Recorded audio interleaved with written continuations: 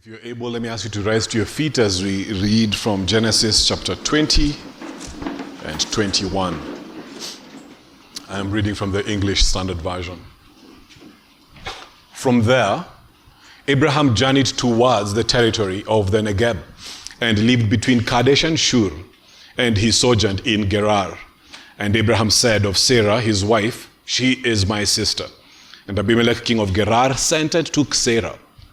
But God came to Abimelech in a dream by night and said to him, "Behold, you are a dead man because of the woman whom you have taken, for she is a man's wife."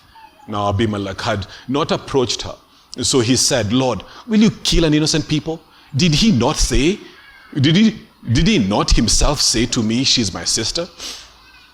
And she herself said, 'He is my brother'? In the integrity of my heart and in the innocence of my hands, I have done this." Then the Lord said to him in his dream, "Yes, I know that you have done this in the integrity of your heart. And it was I who kept you from sinning against me. Therefore, I did not let you touch her. Now then, return the man's wife, for he is a prophet, so that he will pray for you, and you shall live. But if you do not return her, know that you shall surely die, you and all who are yours." So Abimelech rose early in the morning and called all his servants and told them all these things. And the men were very much afraid.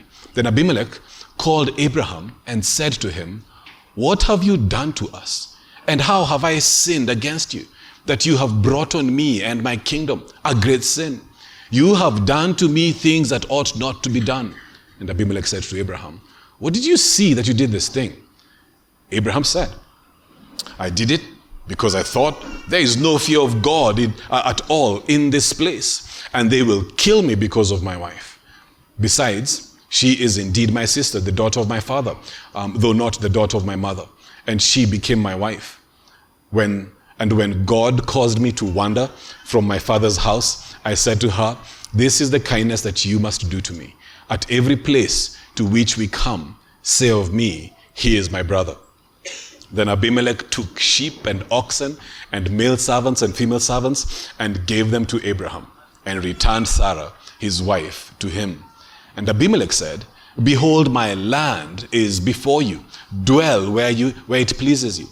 To Sarah he said, 'Behold, I have given your brother 1,000 pieces of silver. It is a sign of your innocence in the eyes of all who are with you. And before everyone, you are vindicated.' Then Abraham prayed to God, and God healed Abimelech and also healed his wife and female slaves, so that they bore children. For the Lord had closed all the wombs of the house of Abimelech because of Sarah, Abraham's wife. The Lord visited Sarah as he had said, and the Lord did to Sarah as he had promised. And Sarah conceived and bore Abraham a son in his old age, at the time of which God had spoken to him. Abraham called the name of his son, who was born to him, whom Sarah bore him, Isaac. And Abraham circumcised his son Isaac when he was 8 days old, as God had commanded him. Abraham was 100 years old when his son Isaac was born to him. And Sarah said, "God has made laughter for me. Everyone who hears will laugh over me." And she said, "Who would have said to Abraham that Sarah would nurse children? Yet I have borne him a son in his old age." And the child grew and was weaned, and Abraham made a great feast on the day that Isaac was weaned. But Sarah saw the son of Hagar the Egyptian, whom she had borne to Abraham, laughing.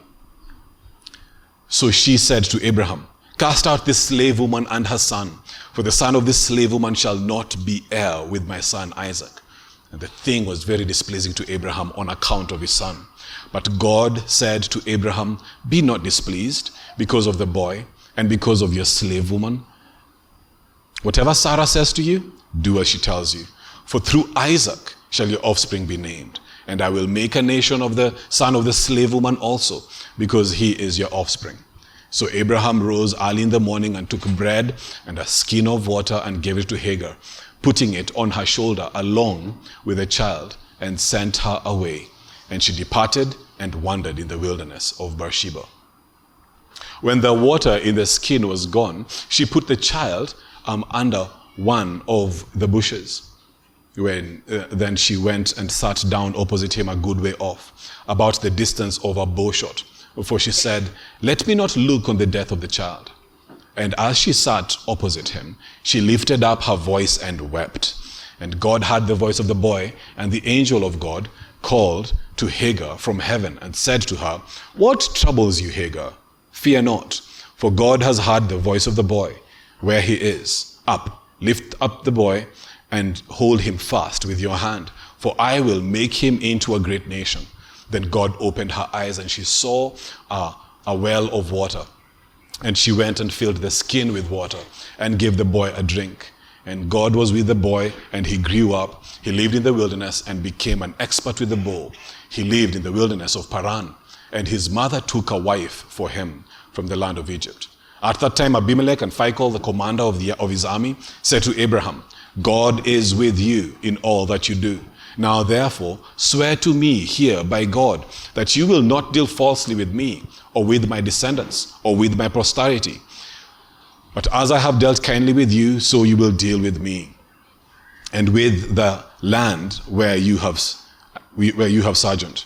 And Abraham said, "I will swear."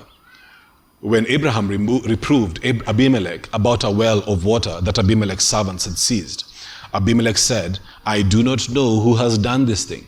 You did not tell me, and I have not heard of it until today." So Abraham took sheep and oxen and gave them to Abimelech, and the two men made a covenant. Abraham set 7 ewe lambs of the flock apart, and Abimelech said to Abraham, "What is the meaning of these 7 ewe lambs that you have set apart?" And he said, "These 7 ewe lambs you will take from my hand, that this may be a witness for me that I dug this well." Therefore this place was called Beersheba, because there both of them swore an oath. So they made a covenant at Beersheba. Then Abimelech and Phicol, the commander of his army, rose up and returned to the land of the Philistines. Abraham planted a tamarsck tree in Beersheba and called there on the name of the Lord, the everlasting God. And Abraham sojourned many days in the land of the Philistines. This is the word of the Lord. I wonder how many of us have been surprised by how difficult life can get.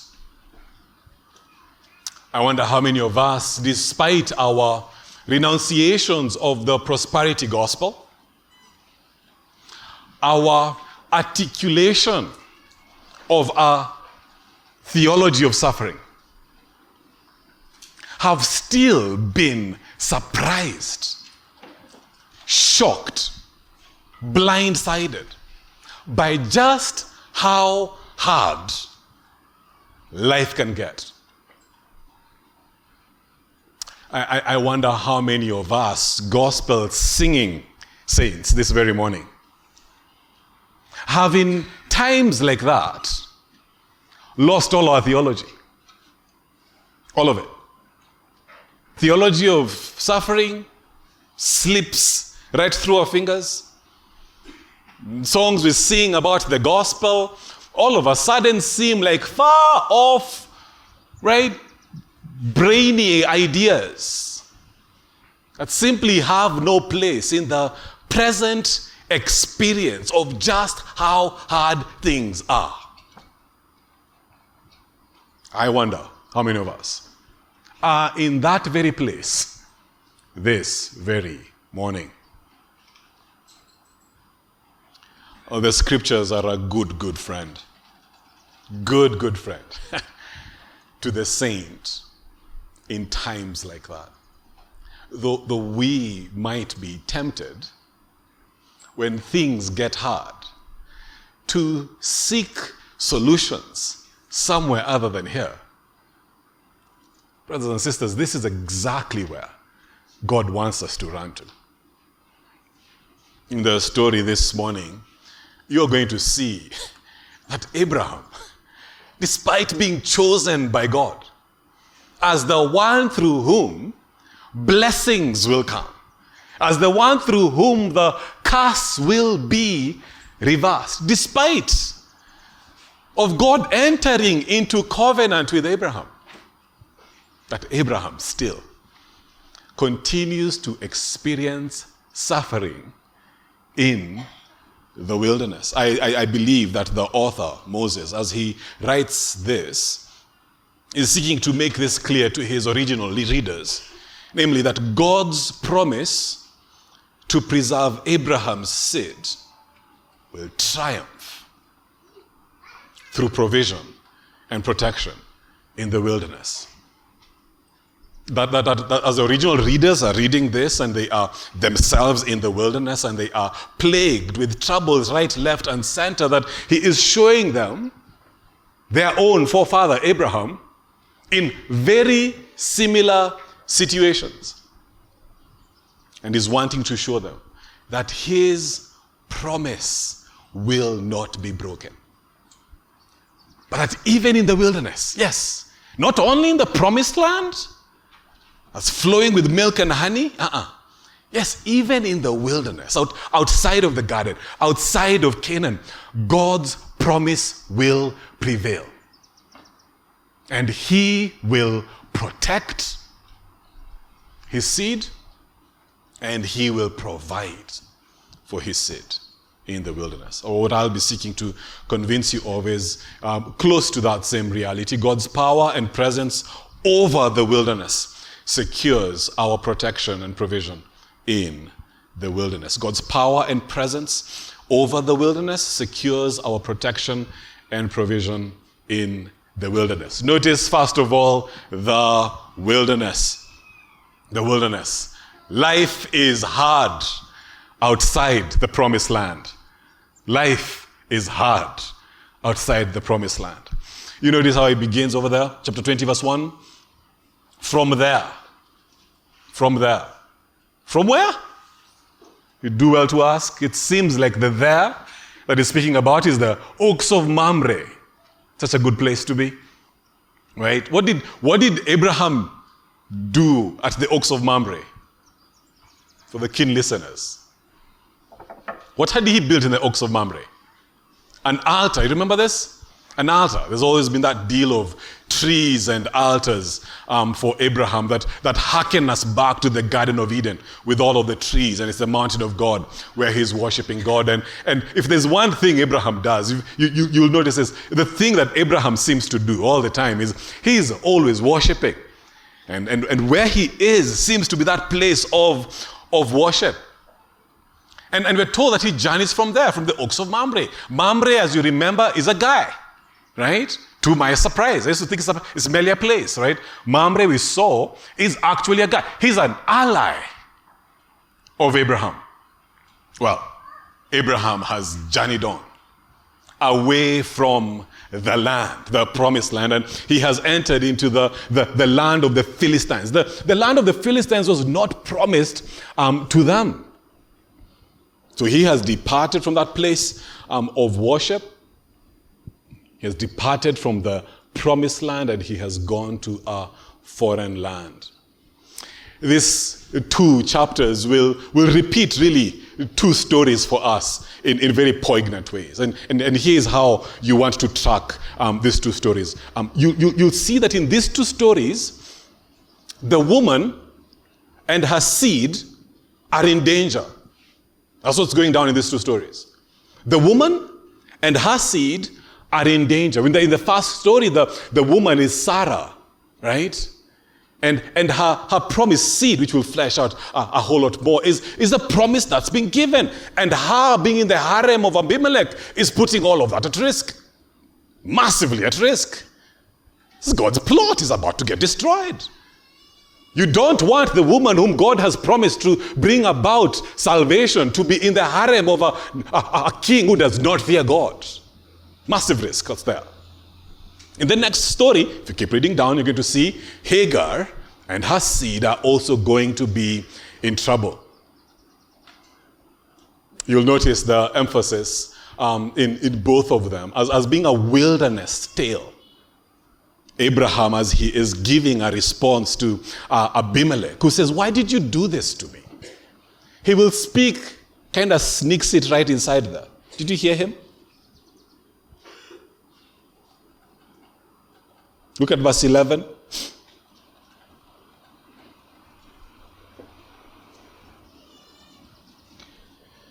Abraham said, I did it because I thought there's no fear of God at all in this place, and they will kill me because of my wife. Besides, she is indeed my sister, the daughter of my father, though not the daughter of my mother, and she became my wife. And when God caused me to what? God caused me to wander. To wander. Well, you're going to see the same concepts down there again about Hagar. What is Hagar doing? You see that in the next chapter in verse 14. Sorry for my cold, sounding funny. Hagar is wandering in the wilderness, right? The tale is wanting to give you little glimmers of this is life outside of the promised land. What dangers they are experiencing are primarily because of that. The thing that is in danger is the woman and her seed. And the original readers, in their own wilderness experience, can look back and see Abraham's life is being defined in this little context of wandering. And Hagar's experience is in this context of wandering. And then the last section, which has Abimelech and Abraham again, are going to show us how that protection and that provision that we will have looked at are sealed in covenant. First of all, just look at life outside of the wilderness. It's hard. Notice Abraham. Abraham is afraid. Abraham is afraid. And Sarah and her seed are in danger. Abraham has walked into this town and things have changed. Things were settled and safe back home, but here he needs to be on his toes.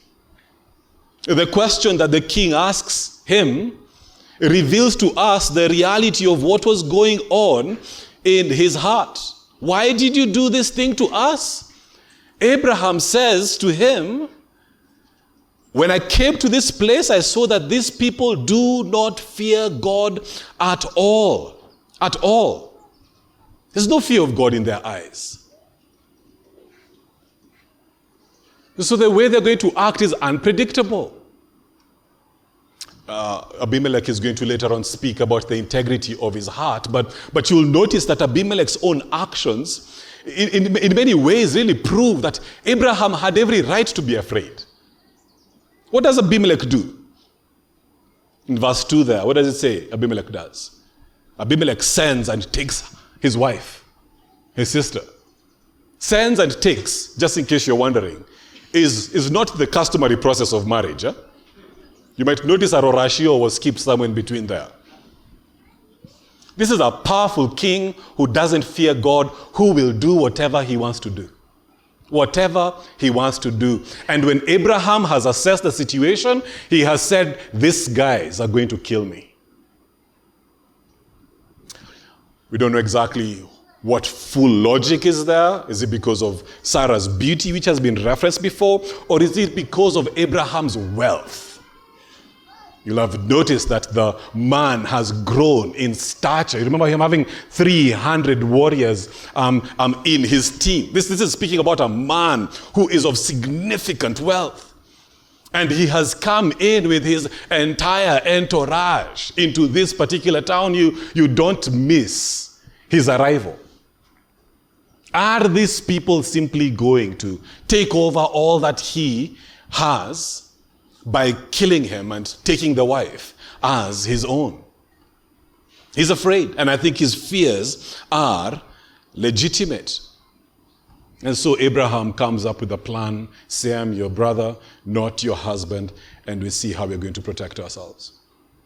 But in doing that, Sarah herself ends up in danger. Sarah is in the harem of a king who does not fear God. And what is at stake, people, is the promise all the way back from Genesis 3:15. The one line we've been tracking is what's in danger now. And it's in danger at just the wrong time. How long did God say it would be before God visits and gives Sarah a child? Do you remember? How long? We are talking a lot today, back and forth. 1 year. 1 year. I mean, how long had they been? They'd been waiting for decades. They'd been waiting for decades. Now it's the very last minute. And everything seems to be falling apart. The whole plan seems to be at risk. So that where Abraham is legitimately afraid of what these people will do to him, oh, there's a bigger threat that is showing up. Will God's plan of salvation actually come through? Because it's not as though this plan is in safe hands, so to say. No, it's in King Abimelech's hands. I don't know about you, but in as much as it speaks about the integrity of his heart, I would rather the plan of the salvation of the whole world be in the hands of someone else. Go over to the next chapter and see the same story really repeat itself when it comes to Hagar. Isaac is born. And the promise is fulfilled. But it's shocking, people, how quickly this story moves on. We've been really waiting for this, isn't it? Remember how long we've been waiting for this? I mean, this is where we've been coming from chapter 12. And now finally that we're here, we'll only do like 7 verses and then move on. See, we're expecting at least like 2 chapters of, let's pause here and celebrate. Very quickly we move on to verse 8. We're told a problem occurs here between Ishmael and Isaac. And Hagar and Ishmael become outcasts. Cast out, Sarah says in verse 10. This slave woman with her son. For the son of this slave woman shall not be heir with my son, Isaac. This is actually in accordance to God's plan. It's not to say that everything Sarah says is correct. Just notice God continues to move forward his purpose and his plan, even when those who are involved are doing things that are wrong. Right? We'll see that not too far away with Jacob and Esau, isn't it? With God continuing to advance his work through Jacob, but not because Jacob's lies and deceit are being approved by God. Yes, the promise will move forward through Isaac, not Ishmael. But this is where it leaves Hagar and Ishmael as outcasts. Outcasts. Just in case you're missing it, look at verse 11. And the thing was very displeasing to Abraham on account of his son. This is not good.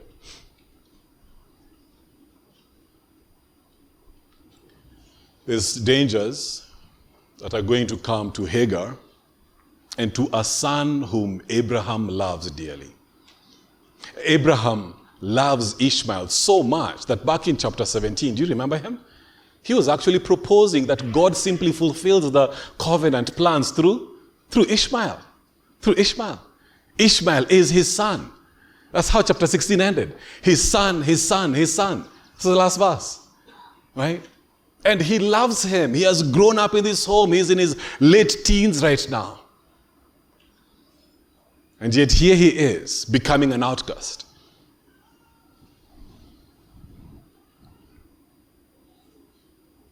Worse than any fears that Abraham might have feared, the reality is even worse.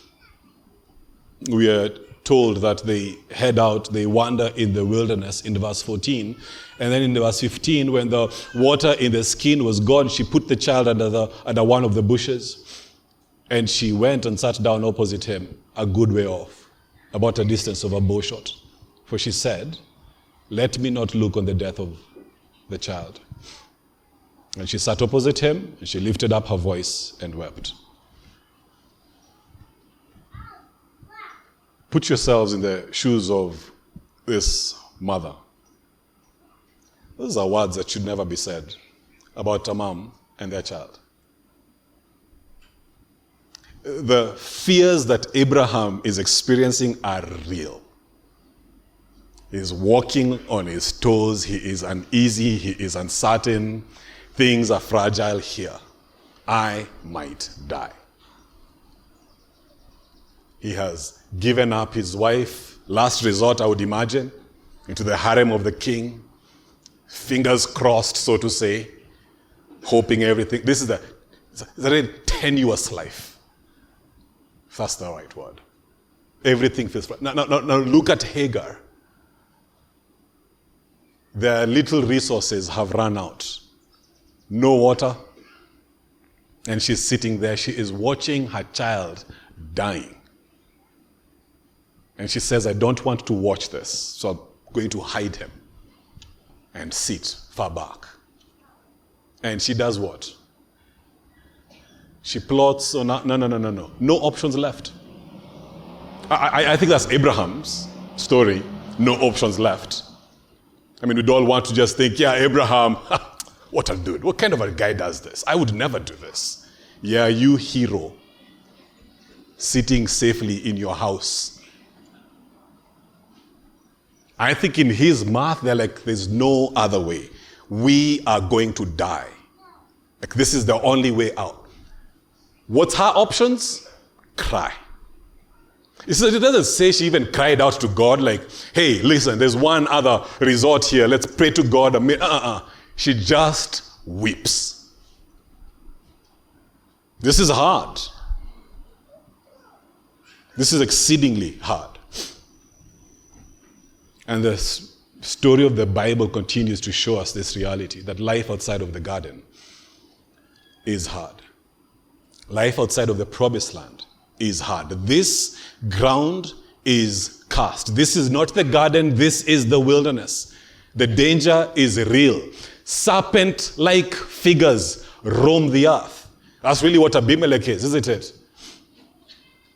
That's the serpent-like figure that seems to constantly be threatening the mother and her seed. That's going to be Pharaoh in the book of Exodus. That's going to be Herod in the book of Matthew. Dangers all around. And the promise seems to be swallowed up. It seems as though being God's chosen people is no guarantee, is no protection from the realities of pain. A question to you, can you relate to this? Right? How are things? How hard are things right now? Are you in a place where you've stopped looking to God? What are you anxious about? Where are your anxieties directed? What things are you fearing? Does it feel like your life is hanging on a thread? Like you've built everything on the foundations of a spider's web? If this gives way, everything just falls apart, because that's what's going on here. It's not a little difficult day at the office. It feels like all of life is about to disappear, to be destroyed. Feels like the reverse of creation, the chaos of 1-2 seems to be about to explode and eat up all of the order of the rest of the story of creation. That's the stuff right here.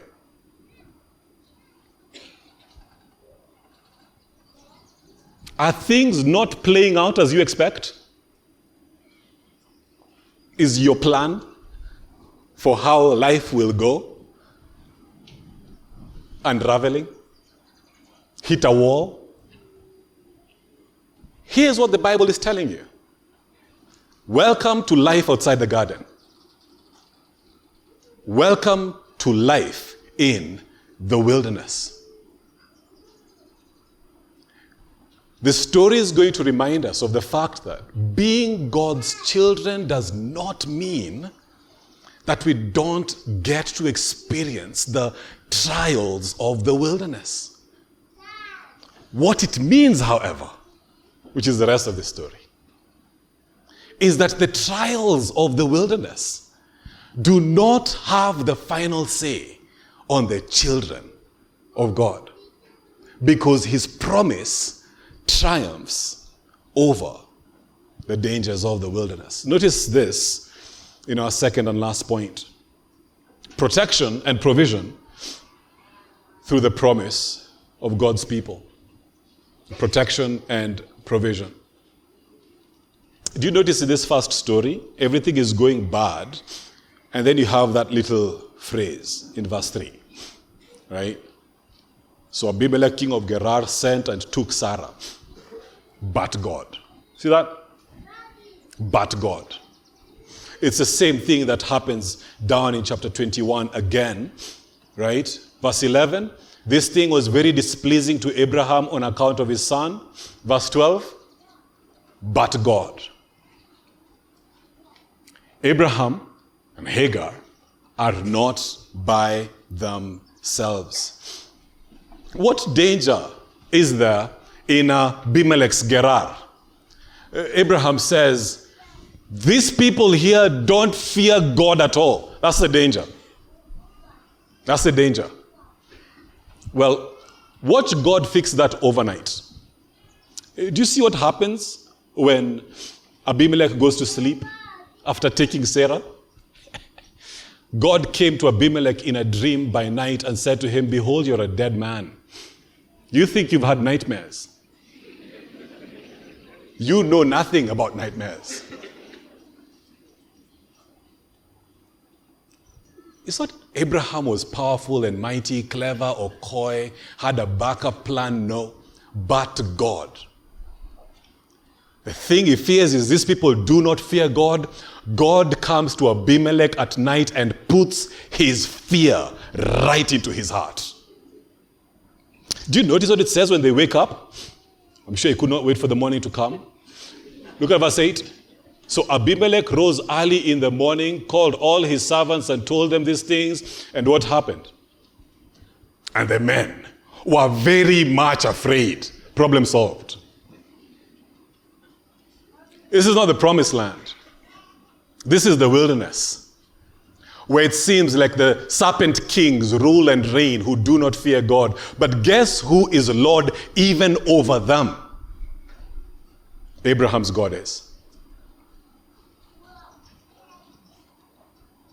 Well, the second problem wasn't just the fear, was Sarah and the seed. The plan seems like it's going to unravel. Well, this dream is all about protecting that plan. But you'll notice as God rebukes him, he says, the woman you have taken is a man's wife. What does Abimelech say? In the integrity and innocence of my hands, I have done this. God doesn't fully refute that. Yes, I know that you have done this in the integrity of your heart. Notice that next phrase. And it was I who kept you from sinning against me. Therefore, I did not let you touch her. Who's in control here?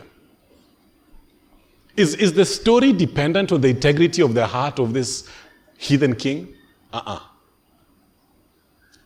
Even in the harem of a pagan king, God is at work to ensure that that king does not lay a finger on Sarah.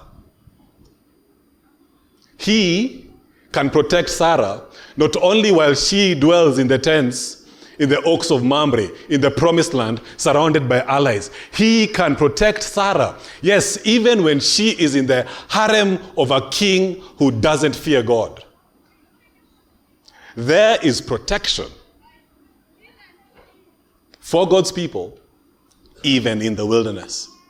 Better way of saying that is the promise that God has made to his people will endure even in the wilderness. Nothing will thwart God's plan to bring about the redemption that he has purposed for his people. Not even this king. If you're reading through this story, you're going to see that it passes right through into chapter 20 and it becomes promise, isn't it? 1 to 7 is the story of promise. Things work out exactly as God promised that they would. Really what you have is two stories of danger and a story of promise. God provides protection to Sarah and Abraham. God provides provision for Hagar and Ishmael. And in the middle you have promise. It's really a promise sandwich. The bread in this story is problems. Really. Notice the emphasis in chapter 21, as he speaks about this promise. I'll lead you on here so you can sense what the point is. The Lord visited Sarah as he had said. And the Lord did to Sarah as he had promised. And Sarah conceived and bore Abraham's son in the old age, at the time of which God had spoken to him. And Abraham called the name of his son, who was born to him, whom Sarah bore to him, Isaac. What's the point here? Things will play out how? Exactly as God has said they will.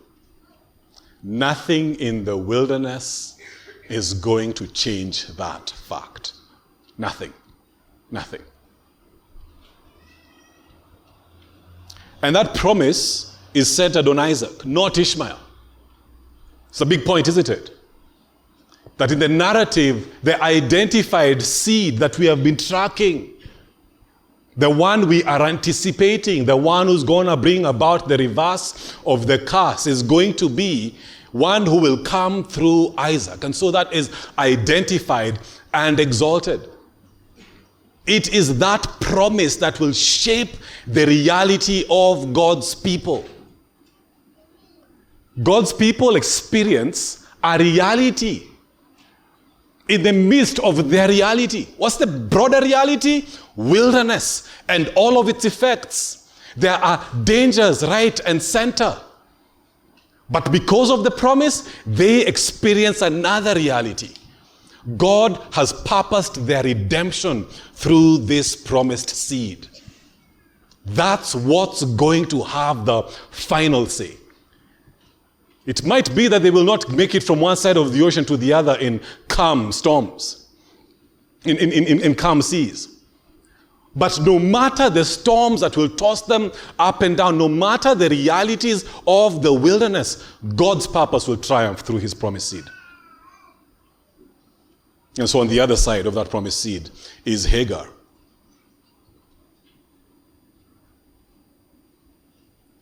Abraham is sad, and things were very displeasing to Abraham. Verse 11, but God said to Abraham, don't be displeased because of the boy and because of your slave woman. Whatever Sarah says to you, do, for through Isaac your offspring will be named.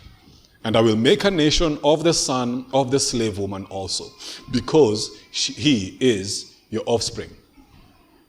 Through Abraham, the seed, Isaac, will become a nation, isn't it?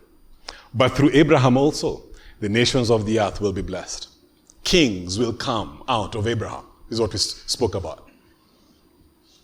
And so here, through Abraham, not only is Sarah and her seed, Isaac, preserved, but Ishmael as well will be preserved because of his relationship, because of his connection to Abraham. So what happens afterwards? God has said that he will make a nation out of Ishmael. Things go easy peasy for them, right? And everything is just nice and rosy. Path of petals. Which I don't know why we call it that, because I don't know who would ever want to walk on petals. I imagine they'd be very slippery. But it's an idea of ease. Just go with the imagery, right? No, God has promised Ishmael, he'll make and things get hard. It's like the song we sang. Do you like that song? It's a song you don't really want to like, isn't it? But yet you know it's true. Things get hard in the wilderness, and yet hear this. God's promises will triumph for Hagar and for Ishmael. Really specifically in the narrative, for Ishmael. You see how the story plays out? She's desperate. She lifts up her voice and weeps. Verse 17, I'm not fully sure what this is doing here, because she's the one lifting up her voice and weeps, and it says God hears the voice of the boy. Maybe not so much in response to Hagar's weeping, as much as in response to commitment made to Abraham and to this boy. And the angel of the Lord calls to Hagar from heaven. What troubles you, Hagar? It's a counseling session. Let's talk.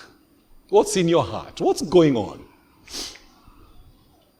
Up, lift up the boy, hold him fast with your hand, for I will make him into a great nation. And then God provides in the wilderness a well of water. A well of water. Opens up her eyes to behold a well of water. And the boy grows up. The wilderness that almost ate them up, he thrives in the wilderness. He lives in that wilderness. Becomes a great nation right there. And Hagar takes a wife for him from Egypt. I don't know how this all feels like for the people who are reading this as original readers. Because their wilderness experience is not only connected to Abraham, their wilderness experience is connected to someone very closely related to Egypt, the wicked, the vile Egyptians. And God's plans and purposes are certainly being developed through Isaac, the chosen seed, who becomes Israel. Oh, but see here, that his purposes also have a plan for the Gentiles, including those wicked Egyptians. Doesn't blur the lines between God's people and those who are not his people. Continues to exalt Abraham as the one through whom all the families of the earth shall be blessed. Notice this last story, how it's all about this, really. Right? I mean, it's so clear as you're reading through it that this is Abimelech and Abraham. You can see that, right, from the bat. These are not like just separate, unrelated stories. And when it comes to an end, what you have is Abimelech coming to Abraham. Abimelech, at that time, Abimelech and Phicol, the commander of his army, said to Abraham, God is with you in all that you do.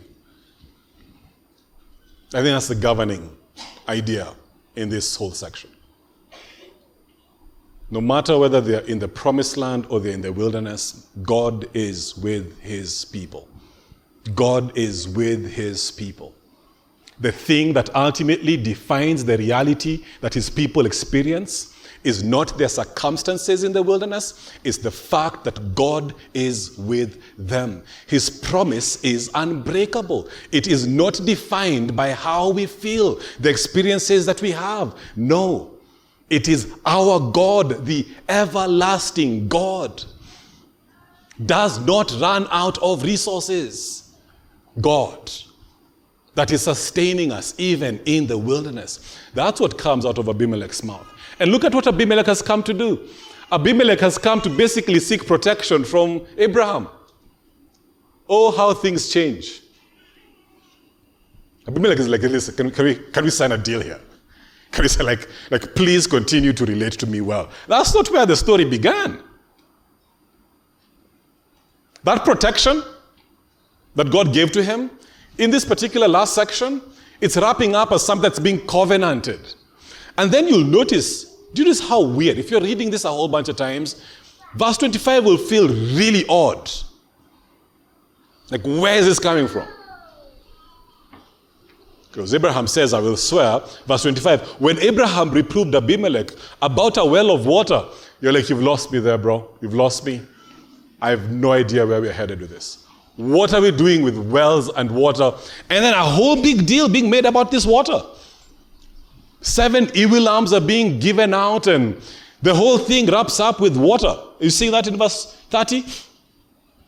What's the meaning of this?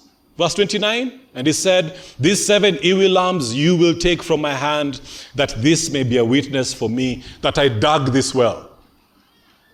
You're like, okay, Abraham, like that's, like you just want credit? Is this like royalties you're seeking? Like, what is going on here? I know what's going on. What's the well of water in the preceding narrative? I'll tell you what it is. It's everything, isn't it? In the wilderness, as Hagar has put her child under a bush and she's waiting for him to die, God opens up her eyes, and what does she behold? She beholds provision in the wilderness. She beholds a well of water that is nothing short of life-giving salvation for her. And here, as the story comes to an end, both the fear that Abraham had earlier on because of being in the hands of Abimelech, that's totally gone. They're making a covenant that Abraham will not harm Abimelech. And that provision that we're speaking about, that the woman in her wandering was in such desperate need of, the provision she ran out of. In this next narrative, that well of water is something that is Abraham's by covenant. And then it wraps up by speaking about how in that land, Abraham does the thing Abraham does. He plants a tree and there calls upon the name of the Lord, the everlasting God. God is able to provide for his people. Provision and protection in the wilderness because of promise. Because of the promise that God has made, his people will not lack his provision and his protection. His purposes will triumph.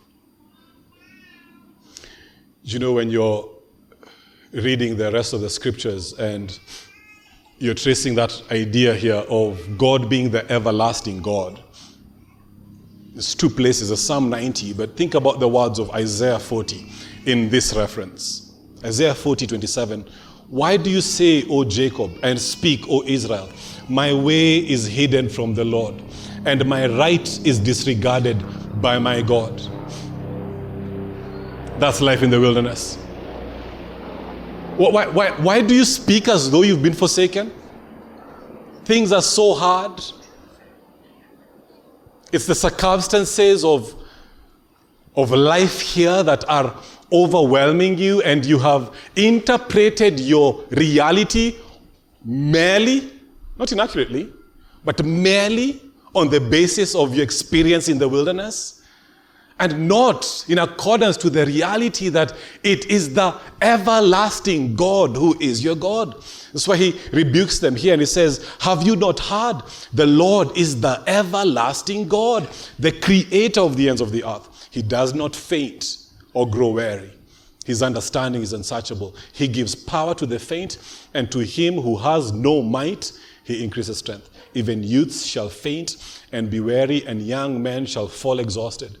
But they who wait for the Lord shall renew their strength. They shall mount up on wings as eagles. They shall run and not be weary. They shall walk and not faint. Who are God's people? I'll tell you who God's people are. They live in the wilderness. They even thrive in the wilderness. The wilderness does not end up having the final say on them. Because God is the everlasting God who is not like them. They run out of resources. They run out of strength. The wilderness threatens to totally destroy them. But not their God. Their God is the everlasting God, and they are in his hands. So in the wilderness, they find protection and provision. Go to Revelation 12 and see how all of these realities connect to Jesus and to us. I have time, so I'm about to read this whole chapter.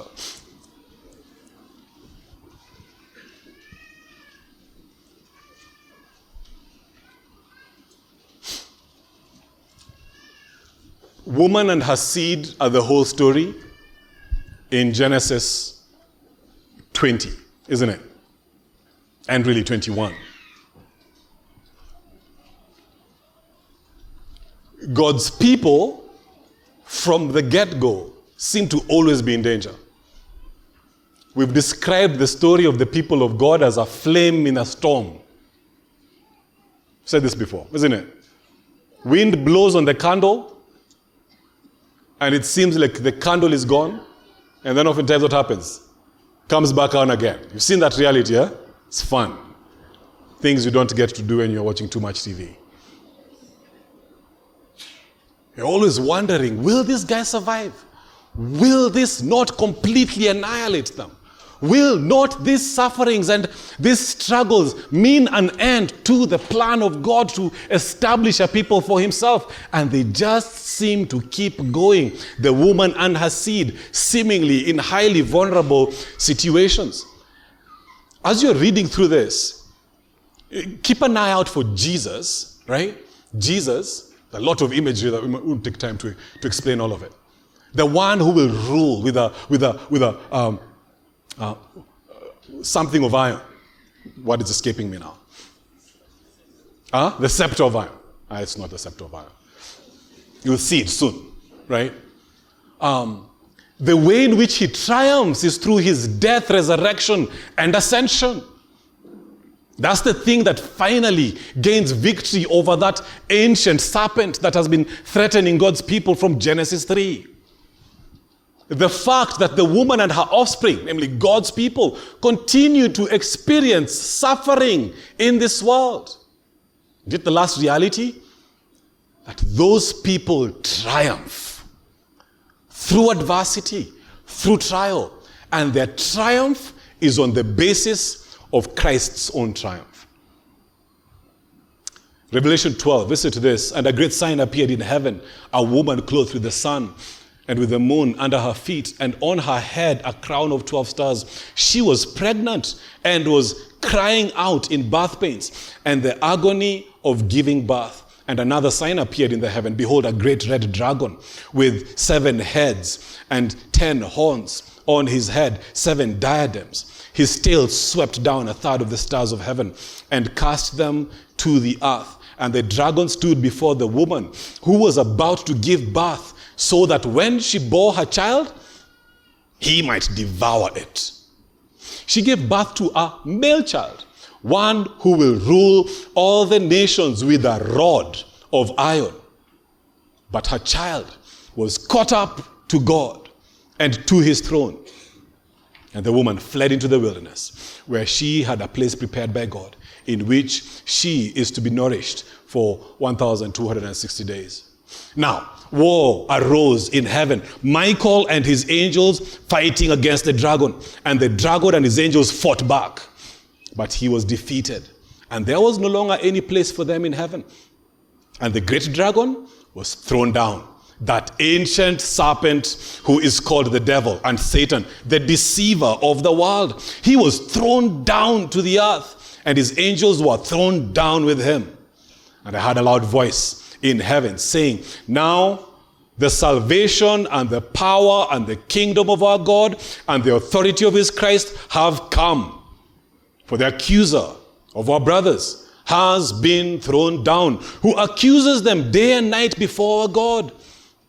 And they have conquered him by the blood of the Lamb and by the word of their testimony. For they loved not their lives, even unto death. Therefore rejoice, O heavens, and you who dwell on earth, and you who dwell in them. But woe to you on earth and sea, for the devil has come down to you in great wrath, because he knows that his time is short.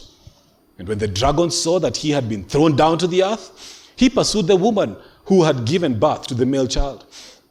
But the woman was given the 2 wings of the great eagle, so that they might fly from the serpent into the wilderness, to the place where she is to be nourished for a time and times and half a time. The serpent poured water like river out of his mouth after the woman to sweep her away with the flood. But the earth came to the help of the woman, and the earth opened its mouth and swallowed the river that the dragon had poured from his mouth. Then the dragon became furious with the woman and went off to make war on the rest of her offspring, on those who keep the commandments of God and hold the testimony of Jesus. And he stood on the sand of the sea. What's his story telling us? Life is hard outside of the garden. Life is hard in the wilderness. God's people continue to experience bitter pain. This story tells us it's not merely hardship that they are experiencing. We will experience the attacks of the enemy. The things that believers are going through in the whole book of Revelation are not merely any day suffering, but they are experiences that the enemy desires to use to destroy our faith. And yet this same story tells us that there's one who has already conquered over him. That the reality of Christ's death, resurrection, and ascension have the final say over God's people. Because the only thing that can harm us is our sin. And that is exactly what Jesus has dealt with through his work on the cross and in his resurrection and ascension. The ultimate victory that the devil is seeking is not so much our losing of a job or our losing of health. That's not the primary loss that he's seeking. He's seeking to effectually accuse us before the Father. Look at Ken. What a wicked man. He has no place amongst your people. And we are being told that his accusations against me, against you who are in Christ, have been totally undone. He has been cast from heaven. You remember that scene in the book of Job? You remember that scene? Who shows up amongst the sons of God? Angels, namely. Who shows up? The devil. And what does he show up to do? Accuse. Really helping you out with the answers here. Right? Guess what? Whatever was happening in the story of Job, when Christ died, rose again, and ascended, it stopped. That's how to read your Bibles. It's a story that's developing. And we're being told that when Jesus triumphed over his people, that the devil was thrown from that room. It is the massive shift. Salvation has been granted to us. There are no accusations that can be brought to us anymore. And so, the devil can rage and roar and scratch and cause a lot of affliction to come upon the people of God. But guess what he cannot do? He cannot touch our souls. He cannot touch our souls. The salvation that has been brought to us by that promised seed is a salvation that has already been completed. A salvation that has already been secured. So hear this, O saint. There is no present reality that you are going through right now that can undo the blessings that Jesus has secured for you. Your life is safe in his hands. And here's how we live then. Here's how we live then. We know that the difficulties of your marriage cannot destroy you. Imagine that.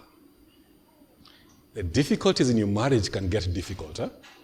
Can they get difficult? I don't know. I know you don't have to say amen too loudly. It can get hard. And life can seem as though it's all just that. No, isn't it? Your life can become this tiny little room. And everything about you is how things are going with your spouse.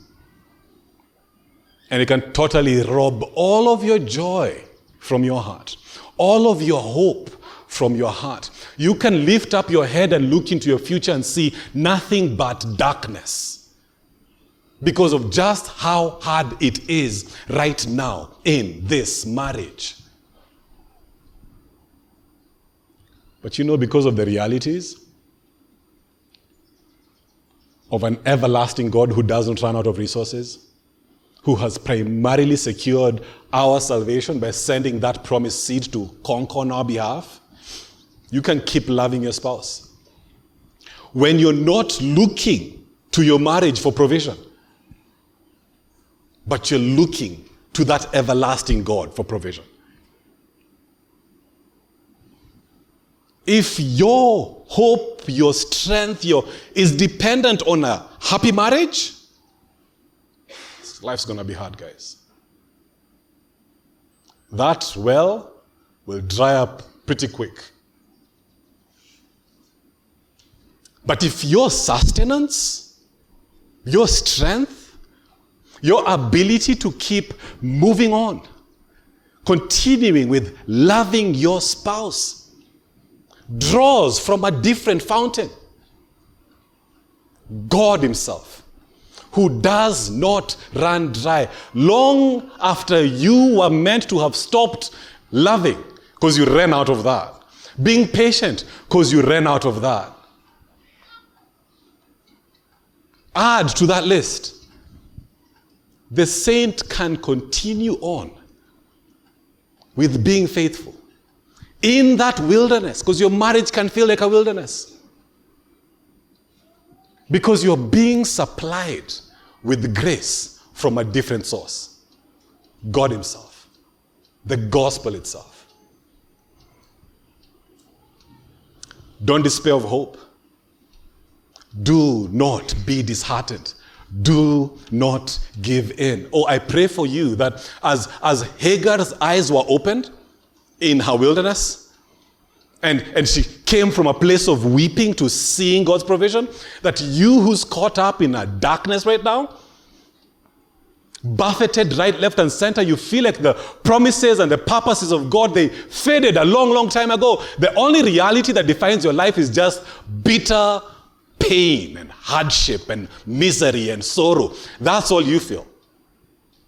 Oh, I pray that the Lord, who is well able to open up your eyes, would do so, to help you see that there is another reality that is greater, grander, more primary than the reality, as real and as hard as it is, of your hardship right now. And that reality is of a God who is with you. A God whose plans and purposes for you have not been thwarted. Hear this. Life won't always be as hard as it is right now. I know it feels hard. Could you hear this and believe? It won't always be like this. This has an end. The way it will always be forever and ever and ever and ever and ever and evermore has been sealed and secured by the promised seed. So you will suffer for yet a little while. And when you know that reality, he already conquered. That's how we conquer. He already rose from the grave. He already defeated sin and death. He's already ascended to the place where he is awaiting me. That's where we are coming soon. Through that reality, we conquer today. We who still experience pain, we who still experience suffering. Your financial difficulties will not destroy you. You can continue to walk in integrity, trusting not in your current job for its sustenance, but in the God who provides wells in the wilderness. If it's all about your job, can you imagine a life like that? It's all about this job. It's all about this job. What if it ends tomorrow? What if the economy tanks? What if a boss comes in who doesn't like you? What if you will live a life plagued with anxiety? Because your entire life is hanging on the balance based on how things work out at your workplace. Because that's Abraham in Gerar, surrounded by the enemies of God. Things could move this way and I could die. But if we realize, listen, that our lives are in the hands of the everlasting God, believe this or not, your God is not dependent on the direction of the dollar to provide for you. He's not keeping his fingers crossed that President Ruto doesn't tank this economy, that a certain legislature doesn't pass a certain bill, that you don't make it past a certain shortlisting and an upcoming interview. What he has planned and purposed for you will not be thwarted. Inasmuch as Jesus rose from the grave, his will be done exactly as he has purposed. Isn't that the whole story? God said in a year the child will be born. The child was born in a year.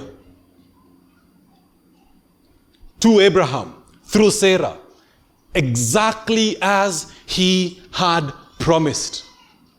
What do you need to do to ensure you don't mess up God's plan? I mean, look at Abraham. How? What did he do to make sure he did not mess up God's plan? Tell me, what's the right answer? It's not dependent on you. We seek to do our best to be faithful, and in our best attempts, we fail. But guess what? There's something more powerful than our failures. The purposes of God that have been sealed through the promised seed. That is what will have the final say on God's people. And so, we are those who can, even as we said this morning, sing that everlasting song. We can sing that everlasting song. You know why? Because our God is the everlasting God. He does not run out of resources. And he is well able to take care of you, even in your wilderness. Lord, we pray that you would encourage and sustain and strengthen and comfort, that you would keep us as a congregation. That when things feel hard, in your mercy and in your grace, you would open up our eyes to see that we are not forsaken, to see that you are with us, to see that in the same way that Jesus triumphed, so too shall we. Would you preserve this congregation? Would you allow that the suffering that is experienced by the saints in this church, that it would not lead to weakened faith, but that it would serve the purpose of fire that refines precious metal, that on the other side of our suffering, we would emerge as those whose faith in your Son is all the more stronger. Lord, we are not sufficient for any of these things. And so we plead with you that you would care for us as your little flock. We ask these things in your Son's name. Amen.